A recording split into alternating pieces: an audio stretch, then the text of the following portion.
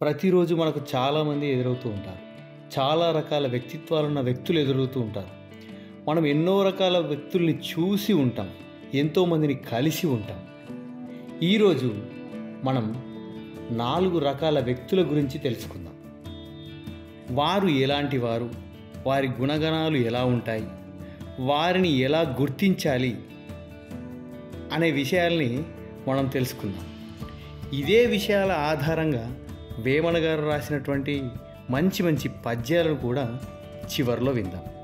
వీడియోను మాత్రం తప్పకుండా చివరి దాకా చూడండి. అప్పుడే నేను చెప్పిన విషయాలు, వేమన గారి పద్యాలు, దాని తాత్పర్యంతో సహా మీరు తెలుసుకోగలుగుతారు. నమస్కారం. ది నాగరాజ్ షోకి స్వాగతం. కొంతమంది ఉంటారు, వారికి ఏది నేర్పించినా, ఎన్నిసార్లు చెప్పినా, ఎన్ని రోజులు నేర్పించినా అస్సలు నేర్చుకోలేరు. నేర్చుకోవాలనే తపన కూడా వారిలో ఉండదు. 1 సంవత్సరం పాటు ఎద్దుకి ట్రైనింగ్ ఇస్తే అది మన సంజ్ఞలను అర్థం చేసుకొని మనం ఏం చెప్తున్నామో గమనించి అది చేస్తుంది. అది చేయడానికి ప్రయత్నిస్తుంది. నా యజమాని ఓహో ఇది చెప్పదలుచుకున్నాడు, ఇదివరకు నాకు నేర్పించాడు కదా అని గుర్తించి ఆ పని చేస్తుంది. కానీ మనం ఇదివరకు చెప్పుకున్నటువంటి వ్యక్తి మొద్దుసుద్దలు, వాడికి 30 ఏళ్ళు ట్రైనింగ్ ఇచ్చిన, 30 ఏళ్ళు ఏదైనా నేర్పించిన, అలాంటి వారిని ఏ రకంగా నేర్పాలని మనం ప్రయత్నం చేసినా వాడు నేర్చుకోలేడు. అలాంటి వ్యక్తుల్ని అట్లా వదిలేయాల్సిందే, అంతే. మరికొంతమంది ఉంటారు, వీరు చాలా కఠినాత్ముడు. ఒక్కసారి ఫిక్స్ అయితే నా మాట నేనే వినను అనే డైలాగ్ మీరు వినే ఉంటారు కదా, అలాంటి వారన్నమాట. పెద్ద పర్వతాన్ని, ఆ పర్వతం పైన ఉన్నటువంటి బండరాలని పిండి చేసి పిప్పి చేయొచ్చు. పెద్ద పెద్ద కొండల్ని తొలిచేసి నేలమట్టం చేయవచ్చు. కానీ ఇలాంటి కఠినాత్ముల్ని, వారి మనసుల్ని మార్చడం అసాధ్యం. వీరు ఒక రకం వర్గీయులు. వారిని అలా వదిలేద్దాం. ఇక మరొక రకం వ్యక్తులు, కుక్కకు ఇతను గురువు, ఈయనని గౌరవించాలి, ఇది దేవస్థానము, దీన్ని పవిత్రంగా ఉంచాలి అనే విషయం తెలుస్తుందా? తెలియదు. కాబట్టి అది ఎక్కడ పడితే అక్కడ అపరిశుభ్రం చేసి పడేస్తుంది.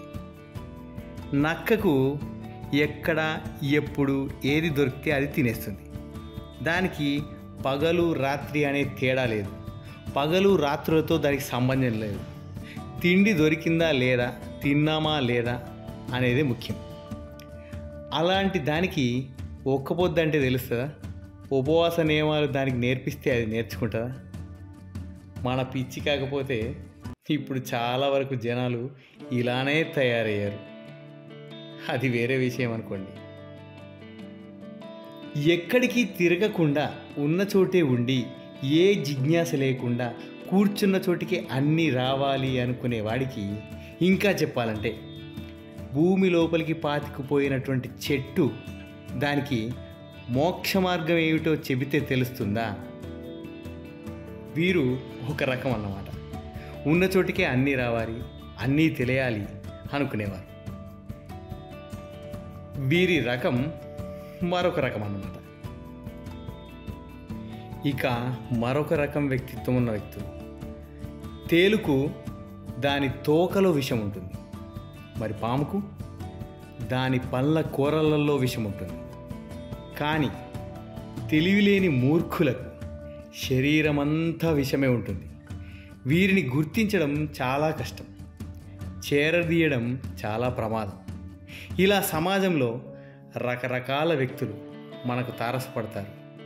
అలాంటి వారిలో మనం తెలుసుకున్నది 4 రకాల వ్యక్తుల వ్యక్తిత్వాల గురించి మాత్రమే. వీరిని ఉద్దేశించి వేమన గారు మంచి మంచి పద్యాలు రాశారు. ఆ పద్యాలేంటో విందాం. మొదటి పద్యం. ఎద్దుకైన గాని ఏడాది తెల్పిన, మాట తెలిసి నడుచు మర్మమెరిగి, మొద్దు దెల్పరాదు 30 ఏండ్లకునైన, విశ్వదాభిరామ వినురవేమ. ఇక రెండవ పద్యం.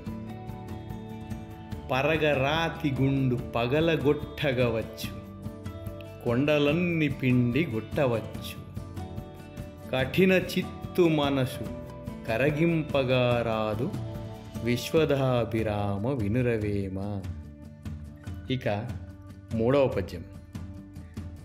కుక్క ఏమెరుంగు గురులింగదేవరు, నక్కపోతెరుంగునే ఒక్క పొద్దు, మొక్కలుండెరుగునే మోక్ష మార్గంబును, విశ్వదాభిరామ వినురవేమ.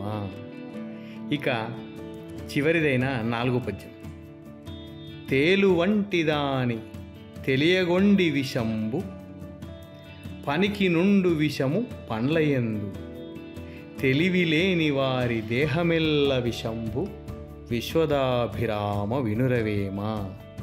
మనం మొదటగా చెప్పుకున్నటువంటి 4 రకాల వ్యక్తిత్వాలున్న వ్యక్తుల యొక్క వారి గుణగణాలను అనుసరించి రాసినటువంటివే ఈ పద్యాలు. వేమన గారికి హృదయపూర్వక నమస్కారములతో ధన్యోస్మి.